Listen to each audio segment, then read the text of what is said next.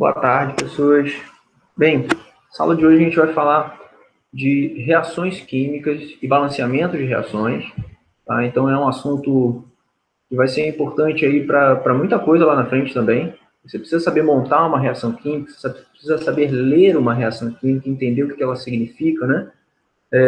E como trabalhar, né, com isso dentro de cálculos químicos também, isso vai acabar sendo importante, como estequiometria, né? Em outros momentos também acaba tendo uma certa relevância, por exemplo, em equilíbrio químico, cara, muita coisa que isso daí vai ser importante. Dentro da própria química orgânica tem uma parte só de reações, tá? Então, o Anderson deve falar depois lá em química orgânica sobre reações orgânicas também, enfim, em algum momento mais para o final, provavelmente, de química orgânica. Agora, se tratando aqui de reações, a primeira coisa que a gente vai ver é o porquê que a gente está falando de reações químicas. Bem, desde o início das aulas de química, a gente tem falado aí que a química é uma ciência da natureza que estuda as transformações ocorridas na matéria. Então, cara, se eu estou falando de transformações ocorridas na matéria, eu estou falando de reações químicas, né? O significado disso são as reações químicas. Bem, mas entender uma reação química é meio esquisito, né? Você olha lá para uma reação química, ela tem toda uma simbologia atribuída a ela, né? Tem vários elementos químicos combinados ou não entre si, né, em quantidades diferentes, tem um antes e tem um depois da reação. Cara, é um pouquinho confuso de se entender, mas, cara, aquilo ali é uma simbologia própria da química, a gente tem estruturado essa simbologia desde lá de modelos atômicos, né, estrutura atômica, o que são os símbolos, o que são os elementos químicos. Então, olha, faz bastante tempo que a gente está falando disso. Mas entender só essa simbologia não é o suficiente. Você precisa entender o por trás dessa simbologia. É como se fosse um texto, né? Você vai ler lá um texto em português, né? Como a Marcela escreveu agora há pouco, né? Saudade de você, terrorista. Bem, você sabe o que é um terrorista, você sabe o que significa a palavra, você sabe que teve uma conotação de piada, mas também teve uma conotação de xenofobia, né? Usando aí como exemplo. Brincadeira, tá? Mas você consegue entender nas entrelinhas da parada, sacou? Então isso daí é bastante importante, porque dentro da química é isso que vai te permitir sacar o que está acontecendo numa reação, entender o que rola por trás ali daquele monte de símbolos, né? Então essa interpretação daquilo ali é que se torna talvez a parte mais importante disso tudo, ok? Então vamos dar uma olhada lá na lista. Eu compartilhei já essa lista lá no Classroom, tá? Então, vocês já podem depois pegar lá essa lista, ou agora mesmo, se vocês desejarem. Deixa eu abrir aqui, para a gente ver.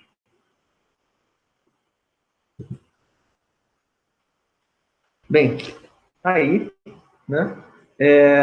Cara, reações químicas. Esse é um assunto um pouquinho extenso, tá? Eu vou aqui abordar esse assunto desde classificação, o que significa cada componente da reação química, até, né, como se monta e balanceia uma reação química. Então, olha, bem detalhado, bem destrinchado para a gente não ter dúvidas nisso aí. Vamos lá? Bem, a princípio, reações químicas são, na verdade, as transformações ocorridas na matéria. E a química estuda basicamente isso, tá? Estuda as reações químicas. Então, tudo que a gente viu até então, como que se dá nome aos átomos, né? Quais são os átomos que existem na natureza, os que foram criados pelo homem, os que a humanidade conhece, né? Lá na tabela periódica a gente falou disso. Como esses átomos se combinam, há pouco tempo a gente falou de ligações químicas, ligação covalente, iônica, metálica, né? E posteriormente a gente falou agora, mais recentemente, né, sobre as funções inorgânicas. O Wanderson está falando lá nas aulas de terça sobre funções orgânicas já, então ele deve ter falado de hidrocarbonetos, está falando provavelmente de outras funções também. Então, cara, isso tudo são substâncias formadas por ligações químicas. E, mais recentemente ainda, a gente está falando também aí agora, né, de como essas substâncias químicas elas são formadas, combinadas entre si para se formar, né, novos compostos, né, são as transformações químicas ou reações químicas. E aí, gente, eu trouxe aqui um exemplo de reação química, né, eu tenho aqui esse exemplo aqui, é um exemplo onde eu tenho 1 mol de CH4 formando... Deixa eu pegar aqui um bagulho para riscar, que eu estou tomando uma surra aqui desse... Muito bom, né? Parabéns, você não vai conseguir fazer isso. Ao vivo, vamos lá. E aí, a gente tem um molde CH4, que é um composto aqui orgânico, que a gente conhece mais como metano, beleza? Esse composto CH4, ele está servindo aqui nessa reação como um reagente, e ele reage com um outro composto, que é o O2, que é o gás oxigênio. E após essa seta, eu tenho ali CO2 como um produto, um mol de CO2 e 2 mols de H2O. CO2 é gás carbônico, né, e H2O água. A maior parte dessas moléculas aqui são bem simples, né? O CH4 é um pouquinho mais confuso, a gente falou de geometria há pouco tempo, né? Tem lá, como exemplo, o CH4 é uma molécula orgânica que tem geometria tetraédrica, né? A gente viu como é que se identifica as geometrias, polaridades também recentemente. Cara, o que acontece aqui nessa reação? Bem, CH4 é uma molécula porque eu tenho ligações covalentes entre hidrogênios e carbono. Né? Eu tenho até uma representaçãozinha aqui abaixo, né, de como seria essa estrutura dessa molécula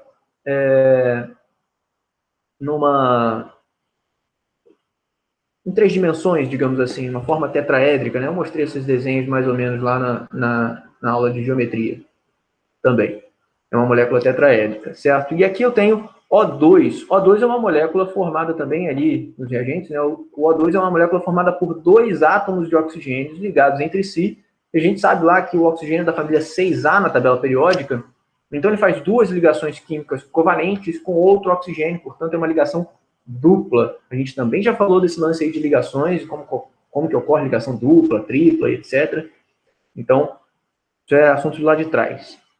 Bem, mas reparem que eu não tenho apenas um O2 reagindo aqui, eu tenho 2 O2. Esse 2 na frente, esse 1 na frente do CH4, o 1 na frente do CO2, o 2 na frente do H2O lá no final da reação, são valores que a gente chama de coeficientes estequiométricos. Cara, nomezinho complicado, né? Coeficientes estequiométricos ou coeficientes de balanceamento da reação. Esses coeficientes, eles me dizem a quantidade de cada substância nessa reação, beleza? Então, ali eu preciso de 1 CH4 para cada 2 O2, formando 1 CO2 e 2 H2O. Então, ele me diz a quantidade, é como se fosse uma receita de bolo, você pega lá os ingredientes, eles não te dizem, olha, você vai precisar de farinha, ovos, fermento, né, e se vira, faz aí do jeito que você achar melhor. Não, ele vai te dizer também as quantidades, certo? Então ele vai te dizer ali certinho, olha, tanto de farinha, tantos ovos, enfim, você vai conseguir fazer o seu bolo, né, seguindo a receita. Aqui, basicamente, a ideia é essa, tá? Esses coeficientes estequiométricos, eles estipulam o quanto de cada ingrediente, né, estão participando dessa reação. Mas o que é interessante nessa reação é que eu tenho um antes e um depois. O antes é o que a gente chama de reagentes. Os reagentes são aqueles que vão se transformar nos produtos que estão depois da seta. Então, a seta aí, digamos assim, é o divisor de águas, é o divisor do antes e depois. Reagentes antes da reação, produtos depois da reação. E reparem que as substâncias que eu tenho nos reagentes não são as mesmas substâncias que eu tenho nos produtos. Portanto, houve uma transformação química. Cara, isso é lindo, né? Bonito. Eu não estou ali falando de mágica, eu estou falando de ciência, eu estou falando de uma transformação que é coerente com o que a gente estudou até então. Porque o que ocorre, na verdade, é que para eu transformar reagentes em produtos, eu apenas quebro as ligações que haviam sido feitas nos reagentes, né? Ali eu tenho CH4, por exemplo, carbono se ligando a 4 hidrogênios. Então, o que acontece com essas ligações aí entre carbono e hidrogênios? Elas são quebradas. E as ligações entre os 2 átomos de oxigênio ali, no O2, também são quebradas essas ligações. E o que rola no final das contas? Rolam outras ligações químicas diferentes daquelas que eu tinha antes. Então, agora eu faço ligações entre carbono e oxigênio, CO2, né? Um carbono e 2 oxigênios, a gente já viu que essa molécula é uma molécula linear, né? E oxigênio e hidrogênio, formando aí H2O. como produtos também. E reparem também que nesse desenho, né, eu estou mostrando aí que são 2 moléculas de O2, portanto, ao todo são 4 oxigênios, né, formando 2 pares, né, 2 moléculas, uma molécula de CH4, né, formando ali uma molécula de CO2 e 2 moléculas de H2O no desenhozinho abaixo da reação, certo? Bem, então entendido aí o que é reagente, é o que está antes da seta, certo? É o que ainda não se transformou. E produtos é aquilo que foi formado após a transformação, certo? Coeficientes estequiométricos são os números que ficam na frente dos símbolos das substâncias, né, da fórmula das substâncias. E de vez em quando você vê um númerozinho pequeno ali, subscrito, né, abaixo aqui, certo? Esses números CH4, O2, H2O, cara, isso dali não é coeficiente estequiométrico, tá? Esse númerozinho pequeno, na verdade, é a atomicidade. Atomicidade é a quantidade daquele átomo naquela molécula. Ali no CH4, só está me dizendo aquele 4 que são 4 hidrogênios na molécula de CH4, beleza? Então, se eu tenho, por exemplo, 2H2O, cada molécula tem 2 hidrogênios e 1 oxigênio. Porém, se eu tenho 2 moléculas de H2O, eu tenho 4 hidrogênios aí, né? E 2 oxigênios. Faz sentido? Beleza? Mas cada um ali formando uma molécula, né?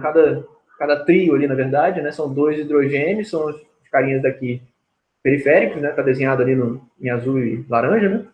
E o oxigênio é o elemento central, né? O elemento que está aqui no meio. Então, formo 2 moléculas H2O, beleza? Ficou claro isso, pessoal? Então, coeficiente estequiométrico é o número que tem na frente, nunca é um númerozinho pequeno, ok? A gente só pode mexer, por exemplo, quando formos falar aí de coeficiente estequiométrico, quando formos falar de balanceamento das reações, a gente vai ver que onde a gente pode mexer são nesses caras aí, são os coeficientes estequiométricos. Bem, entendido isso, o que são reagentes, o que são produtos, o que são coeficientes estequiométricos, a gente precisa entender que essas reações químicas também não ocorrem à torto e à direito porque Deus quis, né? Bem, porque Deus quis talvez sim, mas não qualquer reação não ocorre, né? Não tem uma aleatoriedade tão grande que me permita fazer qualquer reação química, até porque isso seria impossível cientificamente, tá? Bem, uma reação química só ocorre se, primeiro, reagentes tiverem afinidades químicas entre si. Isso só vai acontecer em determinadas combinações de elementos, né? Em determinadas combinações de substâncias, na verdade. Né? E, além disso, eu tenho que seguir algumas regras bem taxativas aí dentro da química que, olha, não tem como fugir. Uma delas, talvez a principal regra dentro da química, já citei essa regra em alguns momentos antes, até mesmo em sala de aula, que diz que na natureza nada se cria, nada se perde, tudo se transforma. Essa lei, na verdade, é uma lei chamada Lei da Ação das Massas, de Lavoisier. Antoine Lavoisier postulou essa lei e, cara, isso foi um tabu do caramba, porque na época ainda não se entendia, de fato, como essas transformações ocorriam, né? Principalmente com a formação de gases, né? Não se sabia ainda ao certo o que eram esses gases, eles chamavam de flogisto, enfim, tinha todo um teor alquímico, né, relacionado aí a essa história da química, né? Então, Lavoisier, ele propõe aí, né, uma ideia de que tudo que eu tenho, então, antes da seta, ou seja, tudo que eu tenho antes nos reagentes, ali o CH4, o O2, eu também tenho depois da seta. Só que eu não tenho mais as mesmas substâncias, eu tenho novas substâncias formadas por novas combinações entre os elementos. Mas eu ainda tenho a mesma quantidade de átomos de carbono, de hidrogênio, de oxigênio também nessa reação. Reparem só que a gente contou ali, né, quantos hidrogênios, quantos oxigênios. Vamos fazer isso de novo, olha só. Aqui nessa reação eu tenho um CH4 mais 2O2. Bem, a gente pode dizer então que nos reagentes, no total dos reagentes, eu tenho aí um carbono só, 4 hidrogênios e também 4 oxigênios, concordam? Por quê? São 2 moléculas de O2. Então, uma molécula de O2, um oxigênio aqui e outro oxigênio aqui. Mais uma molécula de O2, são 2 moléculas de O2, totalizando 4 oxigênios, beleza? Se a gente for comparar com o que eu tenho depois da seta, nos produtos, a gente vai ver também que eu só tenho um carbono, né, no CO2, um carbono só. Tem 4 hidrogênios também, são 2 H2O, então eu tenho lá a molécula do H2O, o oxigênio é do meio, os hidrogênios são os das pontas, né? Se eu tenho 2 moléculas de H2O, olha lá, eu tenho, ó, 4 hidrogênios, beleza? 4 hidrogênios. E os oxigênios? Oxigênios, olha lá, no CO2 eu tenho 2 oxigênios no CO2, e no H2O, cada H2O tem um oxigênio. Então eu tenho agora 4 oxigênios, né? Uma no H2O, um oxigênio no outro H2O e 2 oxigênios no CO2, totalizando 4. Então tudo que eu tenho antes da seta, eu também tenho depois da seta. Ou seja, cara, nenhum desses átomos foi criado nem destruído ao longo dessa reação. Eu apenas realizei uma transformação do que eu tinha antes para o que eu tenho no depois, que são os produtos. Beleza? Então, o intuito da reação química aí, na verdade, é transcrever, tá, um fenômeno químico, né, de modo textual. É basicamente isso. Tá? Isso é uma reação química. Se é, bem, a simbologia que a gente utilizou agora para representar. Né? Mas, de modo geral, cara, de modo geral, o que é um fenômeno químico? O fenômeno químico é basicamente isso tudo que a gente acabou de falar. Quando eu tenho uma transformação das substâncias ao longo, né, de um tempo, de uma reação, como a gente está vendo agora. Né? Bem, esse postulado de Lavoisier ele foi bastante aceito, digamos assim, talvez seja a regra máxima dentro da química. Né? Se a química é a ciência que estuda as transformações ocorridas na matéria, Lavoisier foi o cara que deu sentido a isso. Beleza? Foi o cara que literalmente deu o norte para o que a gente tinha que realmente estudar, né? Que é, né, o foco da química. Né? Bem, além dos símbolos que a gente já viu que significam, né? Carbono C, hidrogênio H, oxigênio O, né? A gente viu aí outros símbolos. Podem aparecer também, durante uma reação química, alguns outros símbolos.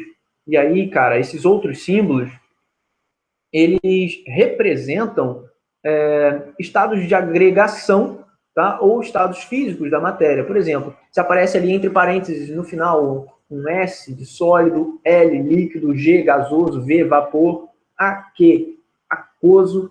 Aquoso significa que está dissolvido em água, né? A substância está dissolvida em água. Né? Tem aí a simbologia. Aqui do lado tem algumas reações que apresentam isso. Olha lá. Eu tenho aqui o CH4 é um gás, O2 aqui, ó, também é um gás, CO2 também é um gás, né? H2O pode aparecer também em estados físicos diferentes, pode aparecer no estado líquido, estado de vapor, né? Aqui está em gás, né? Mas geralmente a gente também usa vapor para H2O. Essa reação, comparem a mesma reação que a gente viu agora há pouco, né? CH4, O2, formando CO2 e água. Aqui embaixo eu tenho outra reação, olha lá. Agora eu tenho um enxofre aqui, ó, sólido, entre parênteses, tá vendo? Então esse estado físico ele pode ser apresentado após os símbolos da substância, tá? E isso me indica ali em que estado físico se encontra aquela substância. Então se eu tenho ali CH4, entre parênteses, G, está me dizendo que o CH4 é um gás. É bem simples, beleza?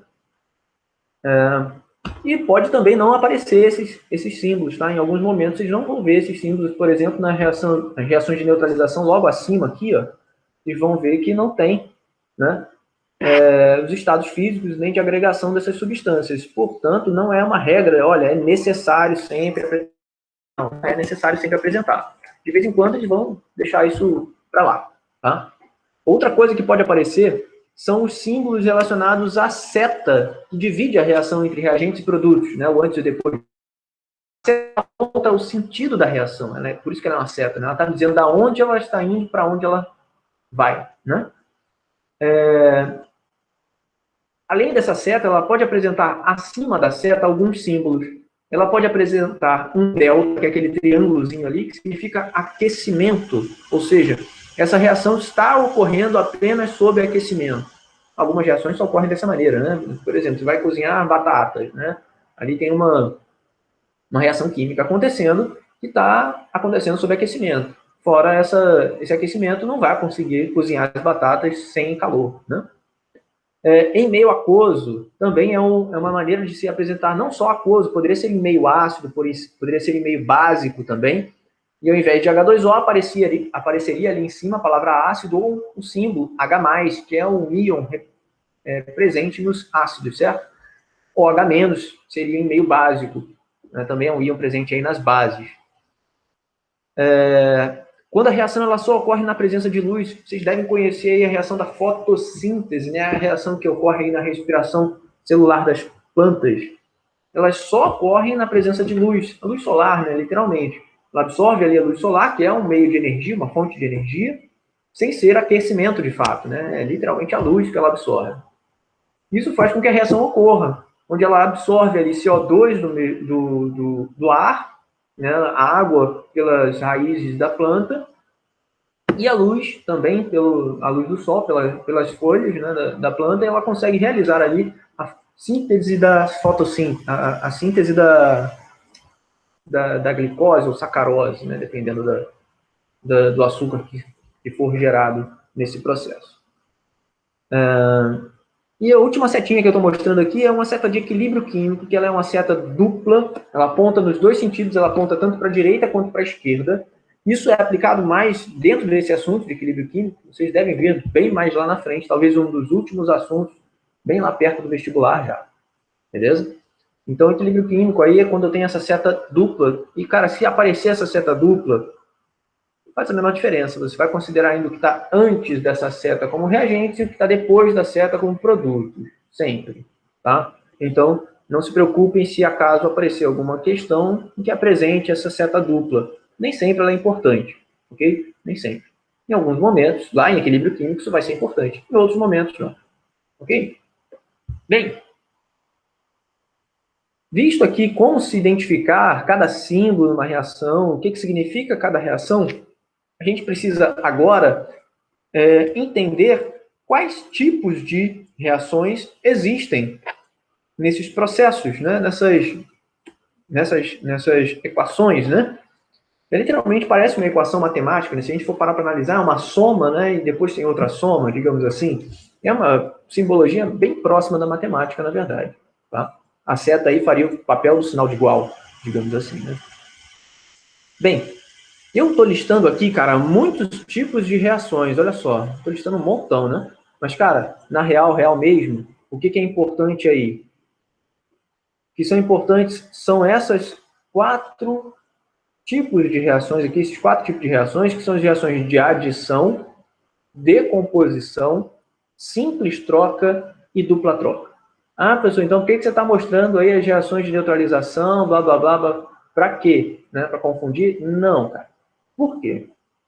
Geralmente, quando é uma questão relacionada a reações químicas apenas, ele só vai te apresentar esses quatro tipos de reações. É raro apresentar outros tipos de reações, tá?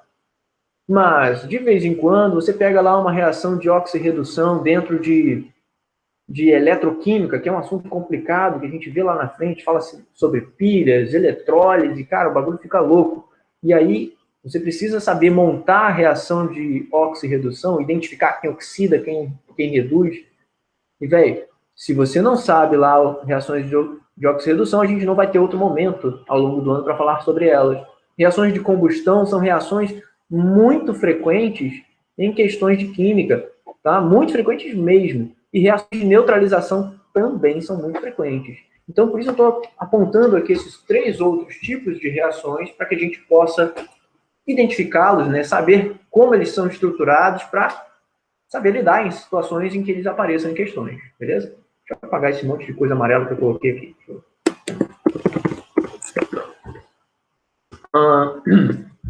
Bem, o primeiro tipo de reação são as adições ou sínteses. O que é uma adição ou síntese? Quando eu tenho dois ou mais reagentes, o que são reagentes? São aqueles caras que estão antes da seta, né? E apenas um produto. Ah, se tiver dois produtos, não, aí não é uma adição, beleza? Só vai ser adição se eu tiver um produto só, dois ou mais reagentes. Tudo bem? Beleza? É bem simples, bem fácil de se identificar. C mais O2, carbono, esse carbono pode ser carbono grafite, carbono diamante, enfim, e eu estou queimando aí esse carbono numa combustão, eu estou semelhante ao que a gente viu lá anteriormente, isso também é uma reação de combustão, a gente vai falar aí qual é a classificação disso. E esse carbono está reagindo com O2, formando CO2. Cara, então eu tenho um produto só, que é o CO2, e dois reagentes, que é o carbono e o O2. São reagentes aí diferentes, né? Então, isso é uma síntese ou adição.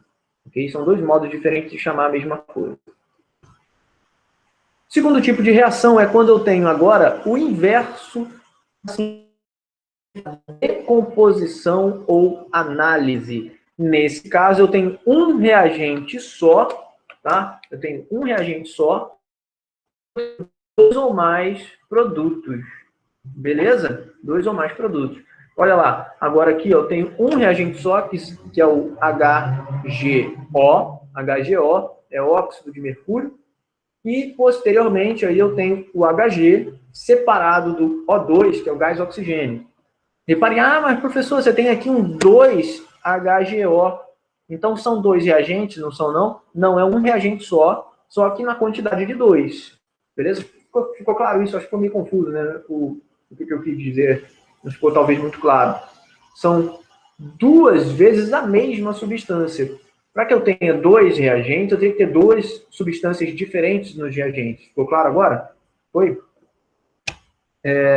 Enquanto lá nos produtos eu tenho duas substâncias distintas, né? Portanto, duas substâncias, dois produtos.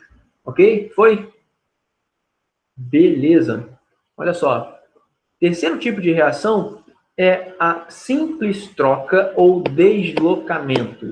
Cara, deslocamento, simples troca, é a mesma coisa aí, né? Eu sempre vou ter dois reagentes e dois produtos. Olha, dois reagentes, tá? Dois reagentes e também dois produtos. Qual é a diferença aqui da simples troca para a dupla troca, que eu também tenho dois reagentes e dois produtos? Bem, é uma diferençazinha bem importante, tá? Primeiro, na simples troca, um dos reagentes é uma substância simples e o outro reagente é uma substância composta. Enquanto nos produtos, eu também tenho uma substância simples e uma substância composta. Bem, o que é substância simples, o que é substância composta? Então, para isso ficar esclarecido de vez. Substância simples é quando eu tenho uma substância formada por um elemento só. Por exemplo, ferro. Isso aqui é um elemento químico só. Então, isso configura uma substância simples. Olha, H2 é uma substância simples também, formada aqui apenas por hidrogênio. Agora, quando eu tenho HCl, eu já tenho dois elementos químicos formando uma substância só. É o hidrogênio e o cloro. Beleza? Deixa eu ver quem está pedindo para entrar aqui. Pronto. Voltando. HCl, então, aqui eu já tenho dois elementos químicos formando uma substância composta. Aqui também, FeCl2. Agora eu tenho ferro e cloro formando uma substância só. Tudo bem, pessoal, até aqui? Beleza? Foi? Isso é uma simples troca porque tem uma substância simples nos reagentes e uma substância simples nos produtos. Foi? Agora, na dupla troca, todas as duas substâncias são compostas, tanto nos reagentes quanto nos produtos. Olha lá, não tenho substâncias simples numa dupla troca. Tá? Eu tenho apenas substâncias compostas. Então, a gente consegue observar isso aqui. NaCl, eu tenho sódio e cloro. E AgNO3, eu tenho aí prata, nitrogênio e oxigênio. Já depois da seta nos produtos, eu tenho AgCl agora e NaNO3 também como um produto. Cara, o que rola nessa simples troca e nessa dupla troca? Rola, enquanto lá na adição eu tinha junção de dois reagentes em um produto só, na decomposição um reagente se transformando em dois produtos, eu estou só separando ou juntando. Nas trocas, né, na reação de dupla troca e simples troca, eu estou tirando alguém e colocando alguém no lugar. Beleza? Alguém diferente no lugar. É basicamente isso. A gente consegue observar que lá na simples troca, o ferro estava sozinho e o hidrogênio se combinava com o cloro. E após a reação lá nos produtos, agora o hidrogênio está sozinho e o ferro se combina com o cloro. Então eu troquei apenas o ferro e o hidrogênio de lugar. beleza? Enquanto na dupla troca, eu tenho duas substâncias compostas. Antes, o sódio se combinava com cloro e, posteriormente, a prata se combina com cloro, sacaram? Eu troquei aí a prata pelo sódio, o sódio pela prata, na verdade. E no AgNO3, nos reagentes, posteriormente eu tenho lá o NaNO3. Né? Então eu tirei a prata, coloquei no lugar do sódio, e o sódio que saiu do cloro, eu coloquei no lugar da prata lá no NO3, certo? Então isso é uma dupla troca. Ficou claro isso? Pessoas, uma outra coisa, cara, que é importante. Eu poderia trocar, por exemplo, cloro com a prata, porque eu quero. Eu colocar o cloro no lugar da prata e a prata no lugar do cloro. Posso fazer isso? Vai ficar NaAg e ClNO3. Cara, não posso. A gente viu lá em ligações químicas que, na verdade, antes disso, né, tabela periódica, na verdade, a gente já tinha falado disso, um elemento químico ele tem as características para fazer as suas ligações semelhante a de outros elementos químicos, mas distintas de outros terceiros elementos químicos. Por exemplo, a prata é um metal, cara. O sódio também é um metal. Então, essa prata ela pode assumir o lugar do sódio, porque ambos são metais, ambos têm tendência a perder elétrons. Agora, a prata nunca pode trocar de lugar com cloro. Por que ela não pode trocar de lugar com cloro? Porque o cloro ganha elétrons, ele é um ametal. Sacaram? Então, essa troca é impossível. A prata não vai conseguir ganhar elétrons, ele vai conseguir apenas perder por ser um metal.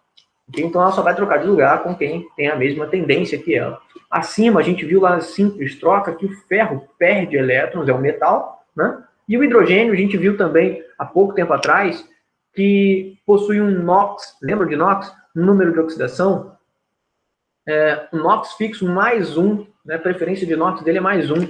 Então isso significa que ele tende a perder elétrons também. Por isso ele troca de lugar com o ferro. O cloro não consegue trocar de lugar com o ferro, porque o cloro é um ametal. Ele tende a ganhar elétrons, carga negativa, né? E aí é por isso que o hidrogênio é quem troca de lugar com o ferro. Ficou claro, pessoal? E aí a quantidade de átomos ligados entre si depende das regras de ligações químicas, né? A gente sabe aí que o cloro vai precisar ganhar um elétron, porque ele é da família 7A. O hidrogênio perde um elétron só, porque ele só tem um. O ferro é um metal que ele pode perder 2 ou 3 elétrons, nesse caso, desse exemplo aí da simples troca, já que ele está ligado ao cloro, é uma ligação iônica. O ferro tem NOx mais 2, porque o cloro tem NOx menos 1. A preferência de NOx, nesse caso, é do cloro, que é menos 1, né? Da família 7A. Se são 2 cloros de NOx menos 1, o ferro tem que ter um NOx mais 2 para essa soma dar zero. Acho que vocês lembram aí um pouquinho sobre NOx, né? A gente falou não faz muito tempo, não. Ok, pessoal, foi? Beleza? Então, identificar o que é uma adição, o que é uma decomposição simples troca e dupla troca não é tão difícil. Talvez seja mais difícil montar a reação. Então, aí já vai uma dica importante. Cara, tem que treinar esse lance aí de montar a reação, porque de vez em quando, principalmente na segunda fase da UERJ, para quem vai fazer específica, medicina, né, odontologia, veterinária, qualquer coisa assim, específica né, química e biologia, né, são áreas biomédicas, de modo geral.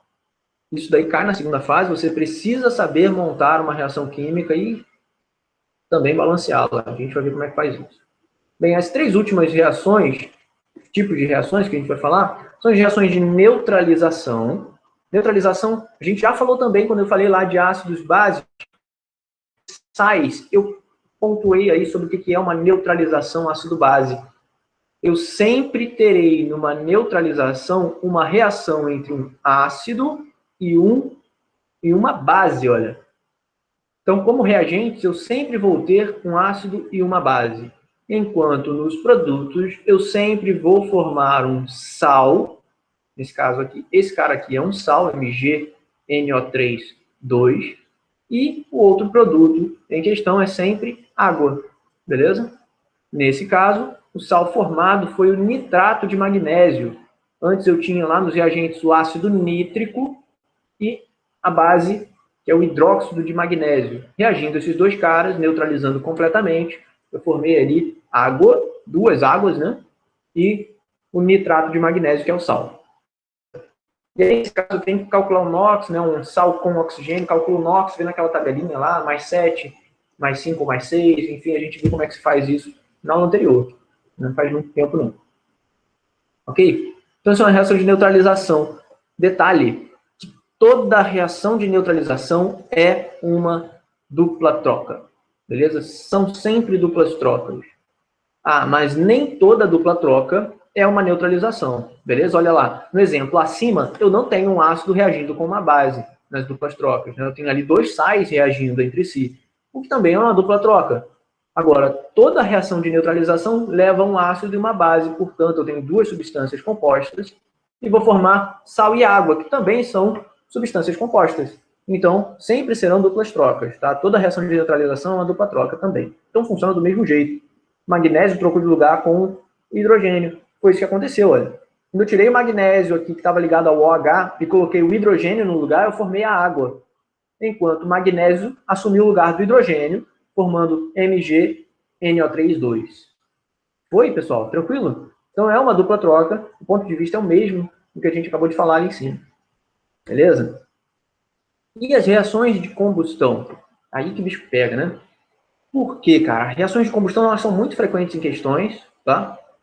E os produtos gerados em uma combustão dependem de um dos reagentes, que é o combustível, tá? Eu sempre terei, numa reação de combustão, 2 reagentes. Um desses reagentes é o combustível, é o que está sendo queimado, e o outro reagente é um comburente, que no caso é sempre o gás oxigênio, beleza? O2. Então, O2 como reagente e um combustível. Isso é uma combustão. E como produto, vai depender desse combustível, quais e quantos produtos serão formados. Se eu tenho apenas carbono, eu vou formar apenas CO2 como produto. A gente viu essa reação aqui em cima, ó. Essa adição aqui é também uma combustão, onde o combustível era o carbono, reagindo com o oxigênio, que é o comburente, e formando um produto só, que é o CO2, que é a combustão do carbono, né? Aqui eu já não tenho apenas carbono como combustível, olha lá. Eu tenho agora CH4. CH4 é um gás chamado metano, lá na química orgânica. Ele é um combustível orgânico. Geralmente, os combustíveis que a gente utiliza são de origem do petróleo. E o petróleo ele é uma fonte de hidrocarbonetos, que são formados apenas por carbono e hidrogênio. Né? E a maior parte deles são inflamáveis. Né? A maior parte não, todos eles são inflamáveis. Então, a gente utiliza eles como combustíveis, por exemplo, a gasolina, né, o GNV, enfim, isso tudo sai do petróleo lá. Né, entre outros combustíveis, como o álcool também, que não são hidrocarbonetos, são, né, outra função, mas também são orgânicos. De modo geral, quando eu tenho um combustível orgânico como esses, eu formo 2 produtos que são CO2, porque eu estou queimando carbono também, né? Mas não só carbono está sendo queimado, eu tenho CH4 ali, então também tem hidrogênios. Toda vez que o hidrogênio ali é queimado, eu formo também H2O. Beleza? Existem outras combustões, se não forem aí de combustíveis orgânicos, tá? Existem combustões, por exemplo, do próprio gás de hidrogênio sozinho, tá? Isso é um exemplo de combustão também, uma combustão até limpa, tem questões a respeito disso, já vi. Então é importante aí saber que quando eu queimo hidrogênio, eu formo H2O. Quando eu queimo carbono, eu formo CO2. Se eu tiver outra coisa aí no meio disso tudo, se eu tiver enxofre, se eu tiver nitrogênio, isso tudo também vai formar óxidos desses elementos. É isso que está acontecendo numa combustão. Olha lá, eu estou queimando CH4, eu oxidei o carbono, virou CO2, oxidei o hidrogênio, virou H2O. Se eu tivesse nitrogênio, eu formaria NO2. Se eu tivesse enxofre, eu formaria SO2 ou SO3, depende do NOx aí possível para o enxofre. Né? Então, cara, isso varia de acordo com o que eu tenho para queimar, né, como combustível. Beleza? E o último tipo de reação que a gente vai falar são as reações de oxirredução. Cara, muitas reações dessas que a gente falou acima são reações de oxirredução. Por exemplo, todas as reações de combustão são também oxirreduções. Todas elas. Por quê? Reações de oxirredução são aquelas cujo NOx varia dos reagentes para os produtos. Então, se antes da seta eu tinha reagentes com NOx diferente do que eu tenho depois da seta, eu tenho, portanto, né, uma oxirredução. O que significa oxirredução? Significa que uma das substâncias oxidou e a outra substância reduziu. Beleza? O que significa oxidar e o que significa reduzir? Oxidar significa perder elétrons, ou seja, o NOx dessa substância vai aumentar. enquanto reduzir significa ganhar elétrons, o que significa que o NOx vai diminuir ao longo do processo. Vamos fazer esse cálculo aí para a gente entender legal o que rola? Tem pergunta aqui, só um minutinho. Uma simples troca é uma oxirredução? Sim, toda simples troca é também uma oxirredução. Isso é verdade, Marcele, com certeza. Tá? Toda simples troca é uma oxirredução. As duplas trocas não são oxirreduções, nunca. Tá? Nunca uma dupla troca é uma oxirredução. Se houver variação do NOx em uma reação semelhante a uma dupla troca, provavelmente ela também não é classificada como dupla troca, vai ser apenas uma oxirredução. Ok? Nem toda ação é uma oxirredução, nem toda decomposição é uma oxirredução, algumas são, tá? Mas nem todas. A única aqui que deixa na dúvida, tá? Olha, neutralizações, nenhuma das neutralizações são oxirreduções, beleza? Nenhuma delas. Nenhuma das duplas trocas, na verdade, são oxirreduções também, tá? Então, quase que todo o resto das reações podem também ser classificadas como oxirreduções. Aqui eu tenho um exemplo, olha lá. Nesse exemplo, o enxofre é uma substância simples, como reagente aí, né? S no estado sólido, né? Então, isso significa que se ele é uma substância simples, ele possui um NOx zero, beleza? NOx zero porque ele é uma substância simples. Se fosse uma substância composta, aí a soma dos NOx é igual a zero, lembra? Bem, o O2. O2 também é uma substância simples. Então, portanto, o NOx dele também vai ser zero. E o SO3? Bem, cara, aqui o bagulho fica louco. Por quê? Aqui eu já não tenho uma substância simples, eu tenho uma substância composta. E nesse caso, o oxigênio tem NOx menos 2, que é o NOx preferencial para ele, lembram? Então o NOx dele é menos 2. Portanto, qual vai ser aqui o NOx do enxofre? O NOx do enxofre a gente chama de X, lembram disso? A soma desses NOx vai ser igual a zero. Certo? Tá certinho isso aqui? Não tá, né? Por que não? Bem, o NOx do oxigênio é menos 2, mas eu tenho 3 oxigênios, então isso vai dar um total de menos 6. Qual, então, vai ser o valor aqui desse X? X vai dar mais 6. Concordam? Beleza? Reparem que o NOx do enxofre era 0 e passou a ser mais 6. Para cada enxofre, com NOx mais 6, né?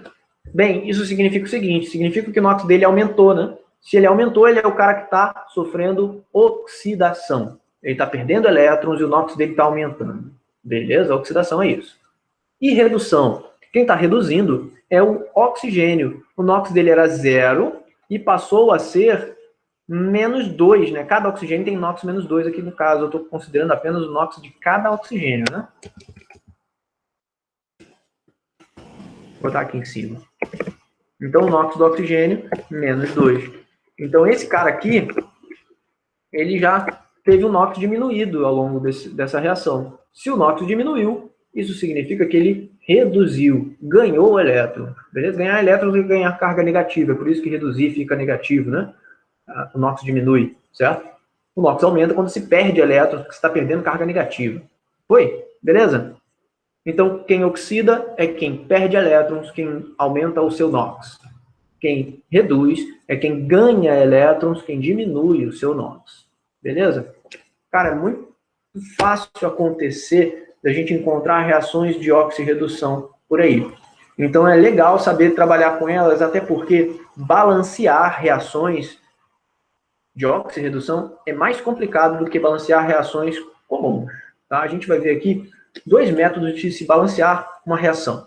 O primeiro método é chamado de método das tentativas, ou uma regra aqui que a gente chama de regra do macho. Tá?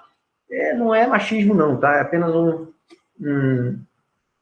anagrama aqui, né, para metais, ametais, carbono, hidrogênio e oxigênio, especificamente nessa ordem, tá? Primeiro metais são os primeiros a serem balanceados, depois ametais, depois carbono e hidrogênio, e por último eu balanceio o oxigênio. Tem um motivo pelo qual a gente faz desse jeito, tá? Está explicado aí no texto. Logo acima, a gente sempre inicia pelo elemento químico que se apresenta em menores quantidades e termina pelos que se apresentam em maiores quantidades numa reação, tá? Aqui eu tenho um exemplo, olha só. eu tenho o carbonato de sódio, que é o Na2CO3, reagindo com HCl, que é o ácido clorídrico, formando cloreto de sódio, NaCl, H2O, que é a água, e CO2, que é gás carbônico, né, o dióxido de carbono. Beleza? O que eu fiz nessa reação? Primeiro, eu identifiquei quem é metal, quem é ametal, quem é carbono, hidrogênio e oxigênio. Beleza? E coloquei de acordo com as cores, né? Ficou bem organizadinho, né? Olha lá, metais estão em vermelho, ametais em azul, em verde eu tenho carbono, e hidrogênio está em laranja, não sei nem se isso é um laranja, e oxigênio está em roxo aí, bonitinho, organizado, legal. Primeiro eu começo por onde? Pelos metais. No caso, o sódio é um metal, Na.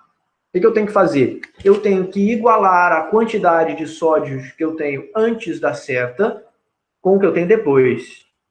Beleza? Reparem que antes da seta, o sódio tem 2 sódios, né, no Na2CO3. Então, tem 2 sódios nos reagentes. E nos produtos, depois da seta, eu tenho um sódio só. O que faz aí com que essa reação já de cara não esteja balanceada. Né? O que eu tenho que fazer? Eu tenho que corrigir a quantidade de sódio em algum dos 2 lados da reação, mexendo no coeficiente estequiométrico, que é aquele númerozinho da frente, né? Olha lá o que eu fiz. Eu corrigi aqui a quantidade de sódio nos produtos, multiplicando o NaCl por 2. Isso fez com que agora eu tivesse 2 sódios nos produtos. Mas, cara, eu também estou mexendo agora, quando eu fiz isso, quando eu coloquei aquele coeficiente estequiométrico 2 na frente do NaCl, eu também mexi na quantidade de cloro, né? Isso é um problema? Não vai ser um problema, sabe por quê? Porque eu ainda não cheguei nele. Eu vou mexer no cloro depois. Então, por enquanto, não é um problema mexer no cloro, sacaram? Então, posso fazer isso. Então, olha lá.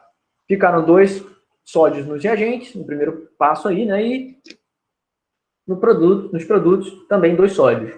Em seguida, eu vou para o cloro, né? Olha, cloro é um ametal. Então, o que eu vou fazer? Eu conto quantos cloros eu tenho nos reagentes e quantos cloros eu tenho nos produtos. Olha ali, ó. Aqui, eu tenho um cloro só nos reagentes e nos produtos, olha, eu também tenho um cloro só, certo? Não, jovem. Eu já multipliquei essa bagaça aqui por 2. Então, eu também tenho 2 cloros nos produtos, só que só tenho um cloro nos reagentes. Então, o que eu vou ter que fazer? Mais uma vez, corrigir o coeficiente estequiométrico, né, lá no HCl, dessa vez. Olha ali que eu fiz, ó. Eu multipliquei ali no HCl por 2.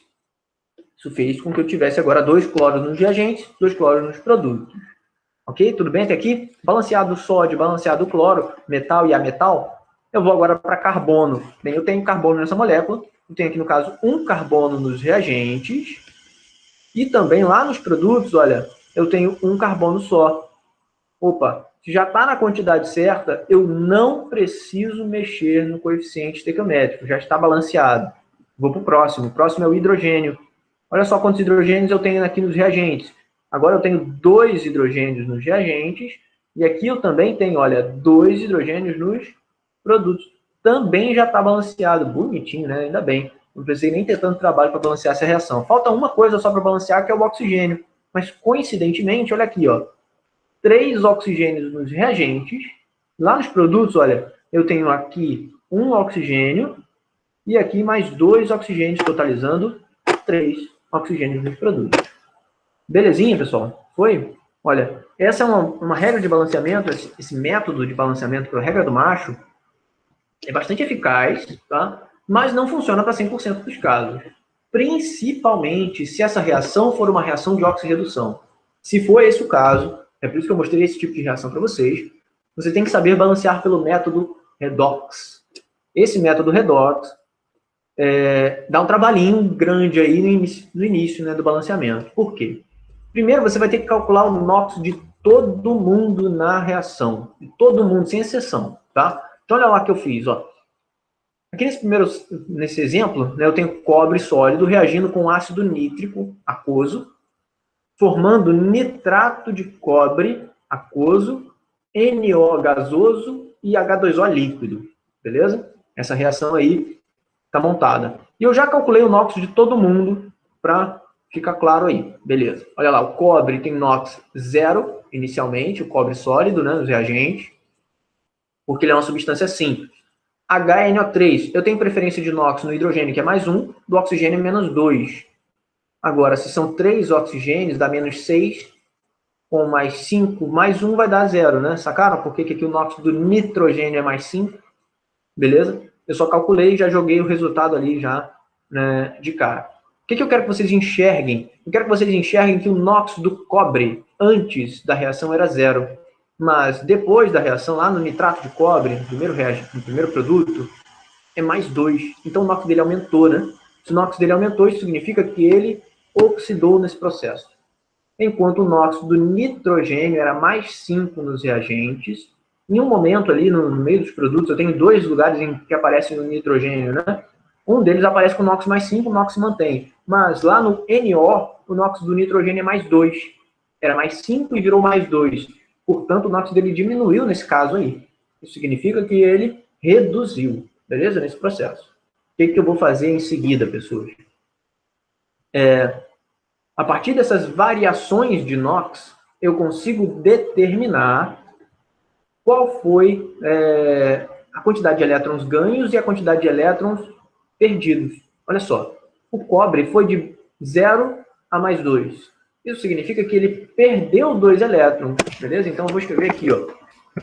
Perdeu 2 elétrons, beleza? Perdeu 2 elétrons. Enquanto o nitrogênio foi de mais 5 até mais 2. Isso significa que ele ganhou 3 elétrons.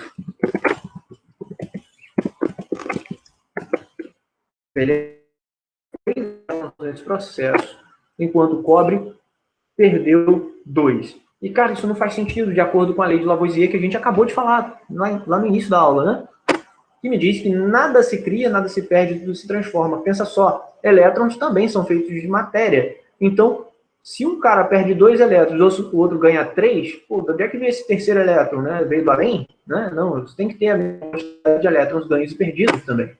Então, antes de realizar o balanceamento pela regra do macho, esse método redox me permite arranjar a quantidade de elétrons ganhos e perdidos primeiro. Eu tenho que primeiro corrigir essa quantidade de elétrons ganhos e perdidos, para depois, aí sim, corrigir a quantidade de cada átomo de acordo com isso. Beleza? Como é que vai ficar isso? Olha lá. Bem, eu defini ali a variação do NOx, o delta do NOx, de quem perdeu e de quem ganhou. Né? Um perdeu 2, outro ganhou 3. Certo? O que eu vou fazer agora? Agora eu vou inverter os valores do NOx, da variação do NOx, pelos coeficientes estequiométricos dessas substâncias. Por exemplo, se o nitrogênio ganhou 3 elétrons, eu vou pegar esses 3 elétrons que o nitrogênio ganhou e vou transformar no coeficiente estequiométrico do cobre. Olha lá o que eu fiz, ó. Tá aqui, ó. Tá aqui, ó. O nitrogênio ganhou 3 elétrons e eu coloquei esse 3 como coeficiente estequiométrico do cobre. Beleza? Tá ali, ó. Apontei com a setinha, beleza? Enquanto o cobre perdeu 2 elétrons, o que eu vou fazer com essa variação do NOx? Eu vou pegar esse 2 e vou colocar como coeficiente estequiométrico do nitrogênio. O cobre perdeu, eu coloco como coeficiente estequiométrico do nitrogênio. Tipo, eu inverto, né? Quem perdeu 2 elétrons, eu coloco como coeficiente estequiométrico de quem ganhou. E quem ganhou 3 elétrons, eu coloco como coeficiente estequiométrico de quem perdeu. Sacou? Ficou claro? Aqui eu vou fazer a mesma coisa. Vou apontar aqui com a setinha de novo. Ó. Coloquei aquele 2 ali de quem perdeu 2 elétrons, como coeficiente estequiométrico de quem estava ganhando 3. Por que eu fiz isso? Pensa só. Agora, eu tenho 3 cobres, né? Eu tenho 3 cobres, e cada cobre perde 2 elétrons. Isso significa que, no total, foram perdidos 6 elétrons. Cada cobre perdeu 2, eu tenho 3 cobres, 6 elétrons total perdido. Enquanto eu tenho 2 nitrogênios. Por que 2 nitrogênios? Aquele 2 ali, coeficiente estequiométrico, que eu coloquei na frente do NO, certo? 2 nitrogênios. Cada nitrogênio ganhou 3 elétrons. Se são 2 nitrogênios, 6 elétrons ganhos no total. Então, reparem que agora eu tenho 6 elétrons perdidos e 6 elétrons ganhos. Tá certinho. Beleza? Feito isso, cara, corrigida a quantidade de elétrons ganhos e perdidos, o que eu vou ter que fazer? Eu vou ter que balancear o resto pela regra do macho. E aí, o que vai rolar? eu vou fazer o seguinte. Primeiro, eu vou corrigir o que eu acabei de mudar, né? Eu mexi nos coeficientes estequiométricos do cobre e do nitrogênio. Cobre aí, no caso, é um metal, nitrogênio é um ametal. Eu começo balanceando eles, né? Olha lá que eu fiz, ó. Agora eu coloquei ali 3 cobres nos reagentes também. E tive que colocar 8 nitrogênios nos reagentes, porque eu já tinha, né, 6 nitrogênios nos reagentes. Beleza? 6 nitrogênios no total. Ou 8, desculpa. Nitrogênios nos produtos, desculpa. Já tinha 8 nitrogênios nos produtos, eu tive que colocar 8 também nos reagentes. E depois é só seguir o resto da regra do macho. Eu balancear carbono, aí no caso não tem carbono, hidrogênio e oxigênio. E aí eu fecho ali o balanceamento com o hidrogênio, na verdade, corrigindo os 4 hidrogênios lá, 4H2O nos produtos. Beleza, pessoal? E aí a regra do macho se aplica depois de que eu faço a correção da quantidade de elétrons ganhos e perdidos. A regra do macho vai funcionar direitinho. Você vai conseguir balancear tudo que a gente viu ali. Metal a metal, carbono, hidrogênio e oxigênio.